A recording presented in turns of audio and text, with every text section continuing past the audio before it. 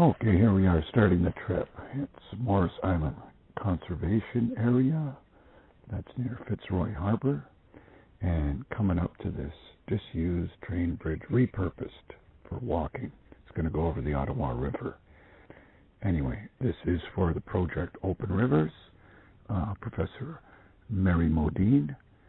She's from Scotland, in Dundee, University of Dundee. Duncan of Jordanstown Art and Design College. Also with her colleague Laura Donkers, who's doing a project out of Auckland, New Zealand, investigating Indigenous and non-Indigenous collaboration on the regeneration of a stream. Anyway, here we are. The theme is rivers. Let's see where it takes us. This is just going to be open flow, stream of consciousness, so to speak. Forgive the pun. I'll be recording audio, video, and taking a few still shots along the way. Yeah, beautiful morning here. Here we are. Sunny, but nice and cool still, 9:21 in the morning.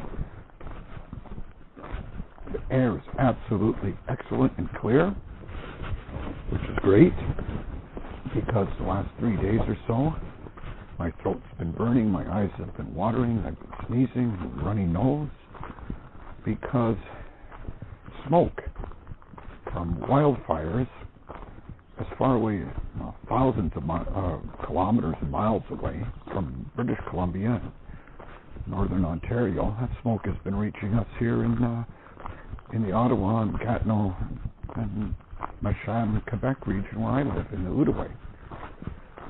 The sky is crystal clear today, but for the past few days, there was a light gray, white pall over the entire sky, combined with heavy humidity. It was not only ugly, but actually kind of dangerous. Got into your lungs. So, there you go. Might be thousands of kilometers away, but we're still connected to those fires. Beautiful flat trail on the old railway line, heading, taking the tracks up. Easy walk, but bring a good pair of shoes. I got my hikers on, because it's a bit stony.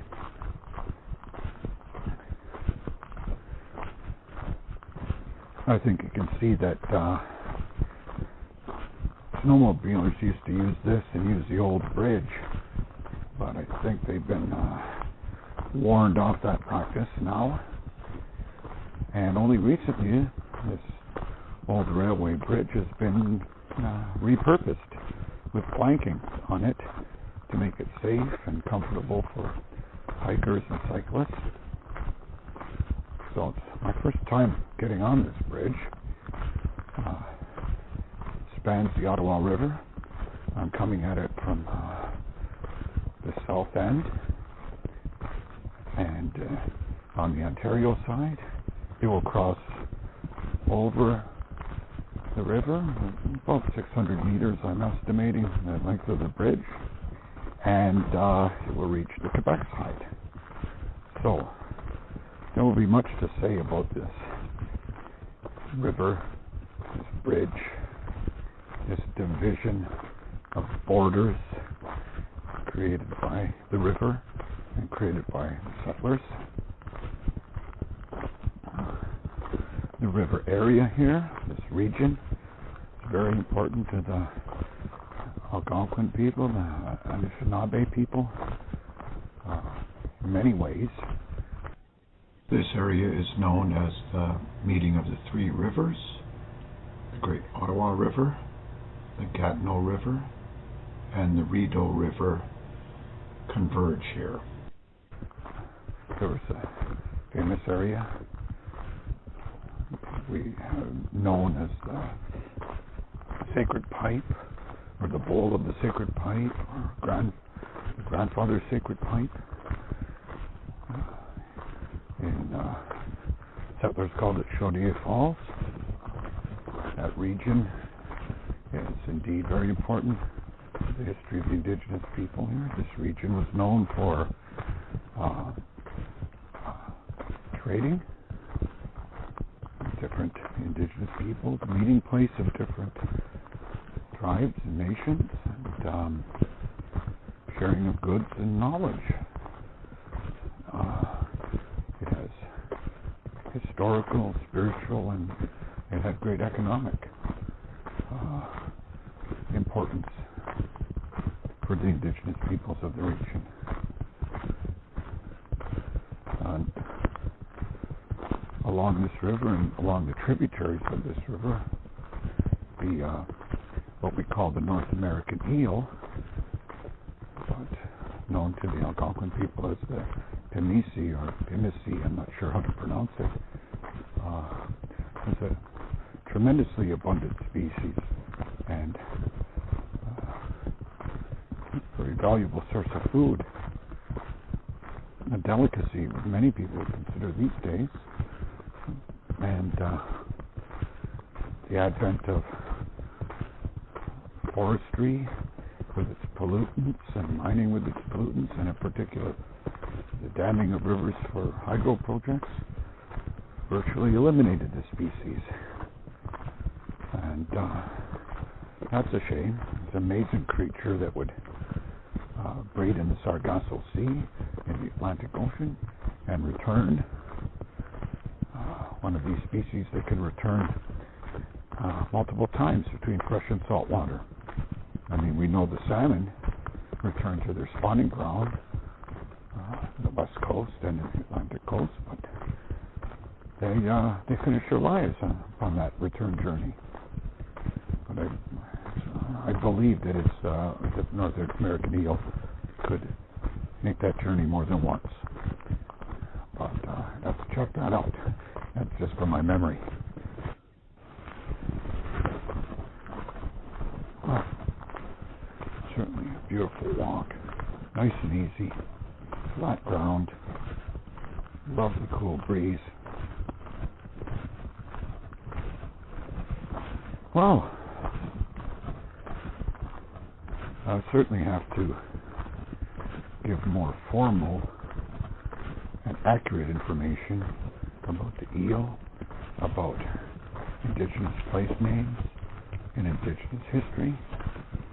I will be gaining this from some of my own efforts on the web, but also talking to some of my colleagues. I've been working for a while with some indigenous artists on collaborations to try to further reconciliation efforts through art projects. Try to learn from different sources, do some reading, look at the web, and talk to some colleagues and learn from others. My two close colleagues are Carmel Whittle and Patsy Griffin, and they they've done so many amazing art projects, and they're so engaged with their community and culture, and there's much to say and much to write about. So I've worked with them in No Borders Art Festival, podcast number 83, and some online work and conferences, Zoom things. Wow, amazing. And they've really been very successful in building art communities near the Ottawa region, and there's much more to say about that later. But very interesting thing about our work together is this bridge I'm approaching is very, very close to a site that Carmel has, a piece of land near Quéon, Quebec, and that's just across the river from here and not too far away. And there she has erected a teepee, has a small living space, and also has conducted different gatherings, sharings, teachings, art projects, installations, and really community building and sharing. Those two colleagues really have built up something called the No Borders Art Festival, and they believe in reaching out to others and having no borders and working together. Getting close to seeing just the beginning of that bridge. Now here's a sign that we all recognize. Well, here the unknown settler sees a private property sign. And it is a concept, a belief, and a legal statement which can be enforced. And when I say enforced, it includes the word force, because that's the basis of the law in our society, property law in the end. Force will be used to remove you. And force was used to remove many people, and even tried to remove their whole existence in a genocide of many different forces. And we see today that these forces still persist. They're part of a way of life. They are part of an unconscious ideology, a subconscious ideology, perhaps. There's the start of the bridge. And of course, on one side of this vantage point, beside this beautiful resource for people to share, we have demarcations. I have never been here before, and I'm telling you, it is some sight to see on this beautiful sunny day.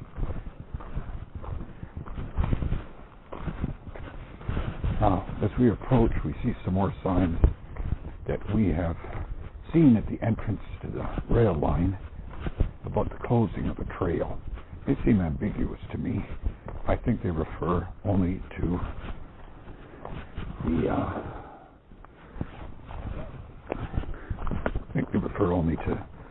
snowmobiles. It's almost to put people off from coming through here the way they're written. There's a sign. I believe it's to stop snowmobiles and all terrain vehicles from really abusing the land, but just could be a little more clear or welcoming for hikers, cyclists, and just normal human beings. Okay, I'm here at the south end of the bridge. Nice to see some insects flying around. They're not all dead yet. Wow, it's quite a sight. There I'm looking to the east. I think we can see the outline of Schatz Falls, and then there's a hydro dam and hydro generating station there. Looking to the west, it's a bit of a current here, but I think I could bring my rowing canoe out here without much problem right now. Yeah, a wee bit of a current. You gotta watch yourself on these rivers. Yeah, indeed, watch yourself on these rivers, because you don't want to be caught up and end up in some kind of hydro turbine. I have to say, this is beautiful and impressive. But what is it? It's a bridge. It's allowing me something very special. I suppose if I were in a canoe, I'd have a pretty good view too. This puts me above the river, but and I could walk as if I'm walking across the waters. So yeah, it's quite impressive. But there are many meanings to this bridge, I think. And we'll get to that in a little bit. Okay. Well, like I said, this bridge is a bit of settler technology. There is an aesthetic to it, certainly. There's a geometry to it. And there's a very dedicated purpose built meaning of this bridge.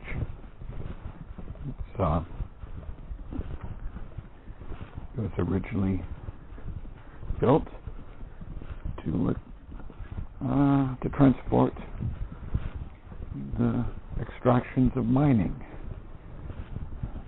Bring it from the Quebec side, from the Bristol mines, lead, iron ore. I see there's a name Gold Mine Road. I don't know how much gold was mined here, but whereas it's some technical marvel in some ways, it raises many questions. It was built to extract and exploit the land. That extraction left behind pollutants. The land was not cared for.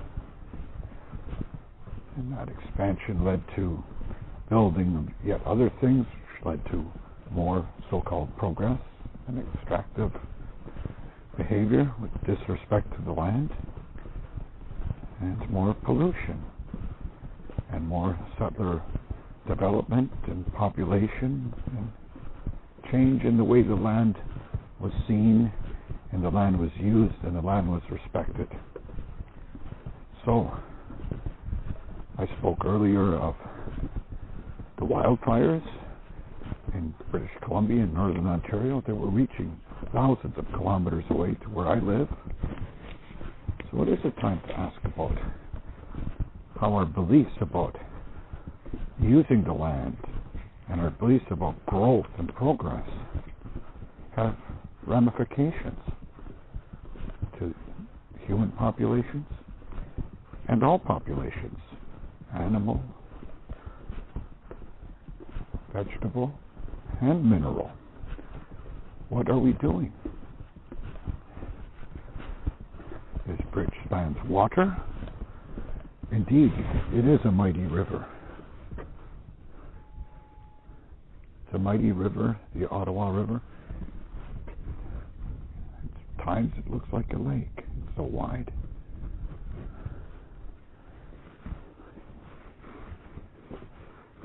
We're part of a sea. But,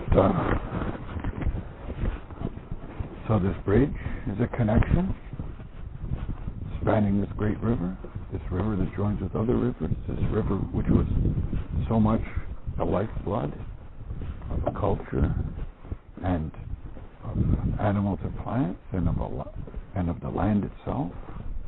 And when we think of the fires, we think how a river is born from rain falling from the sky and out to the sea and back to the sky again. See a large circle, and that those fires bring that back to mind. Those winds coming thousands of kilometers, taking the results of those climatic changes and man's footprint on the land, carrying them all the way here, where I thought it was safe from them and far away. But we're all on the same planet. We're all part of this system. And just like the water cycle, this cycle of life circulates like blood. And around it goes. If we have dirty blood, we're going to get sick. I know that Laura Donkers talks about place and feeling a place, and certainly if you were here with me now, you could feel the beautiful air being clear today after being so filthy the other day, and you could feel the light breeze, the coolness, yet the warmth of the sun. Ideal conditions for this human animal Not too hot, not too cold, not humid. It's been brutally humid recently. Humidity in the 90s for day on end. Now, it's what you have to call an ideal summer day. So here I am in this place. And yet, what place am I in when I consider these winds that blow and this smoke that travels thousands? The place I'm in is bigger than the footprint I'm making in the sand right now. And how many footprints have I made in the past? So, what is my place? Good question. Especially when I think of working with indigenous people as some type of ally, whatever that means.